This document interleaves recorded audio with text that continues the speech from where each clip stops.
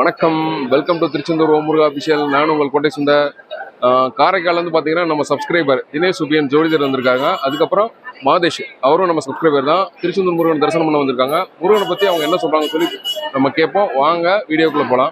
வணக்கம், என் பேர் தினேஷ் சுப்பையன். ஜோதிடர். நான் காரைக்காலிலேருந்து வந்திருக்கேன். ஸ்ரீ சப்தரிஷி ஜோதிட நிலையம் அப்படின்னு சொல்லி காரைக்காலில் ஜோதிடம் பார்த்துட்ருக்கேன்.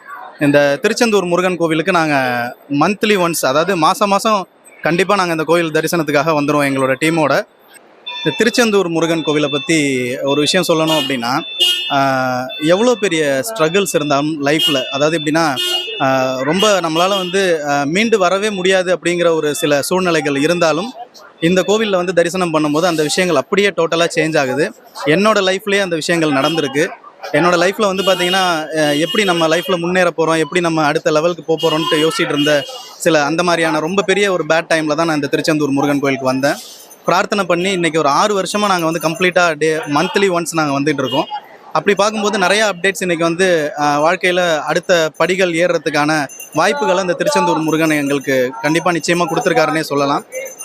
குழந்தை பாக்கியம் சம்மந்தப்பட்ட விஷயத்துக்கு ரொம்ப விசேஷமான ஒரு ஸ்தலம் இது.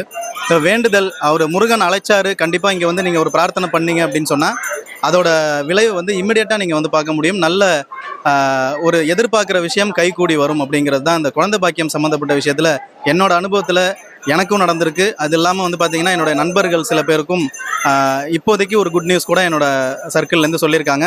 நான் சொல்லி திருச்செந்தூர் வந்தாங்க, நீங்கள் போய் பாருங்கள், என்னோடய லைஃப்பில் இதை மாதிரி விஷயம் நடந்துச்சு, நீங்கள் போயிட்டு வாங்கன்னு சொன்னேன். அதை கேட்டு இன்றைக்கி கண்டிப்பாக நல்ல செய்தி அவங்களும் சொல்லியிருக்காங்க. ரொம்ப சந்தோஷமாக இருக்குது இந்த திருச்செந்தூர் முருகன் கோயிலுக்கு வந்துட்டு போகிறது.